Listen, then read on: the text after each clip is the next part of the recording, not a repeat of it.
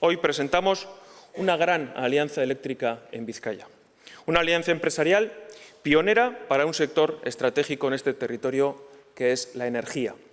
Una alianza forjada entre el Grupo Arteche, el Grupo Ormazábal, Alcargo Sociedad Cooperativa y Tecnalia para la promoción de un nuevo proyecto empresarial en el ámbito energético, en los servicios tecnológicos en redes eléctricas. Esta alianza ofrece al mercado infraestructuras en ensayo y laboratorios de última generación en manera integrada. Infraestructuras en las que estas empresas han invertido ya 60 millones de euros en los últimos años. A partir de hoy, estas empresas saldrán al mundo como una marca y una oferta única.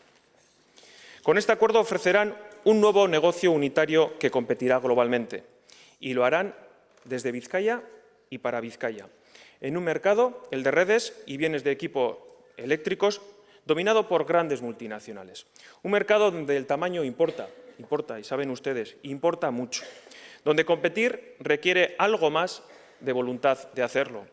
Esta alianza aporta tamaño y capacidad de competir. El Grupo Arteche, el Grupo Ormazábal, Alcargo Sociedad Cooperativa y Tecnalia han primado la cooperación frente a la atomización para poder competir internacionalmente. Para un pequeño país como el nuestro, no hay, sin duda, otro camino.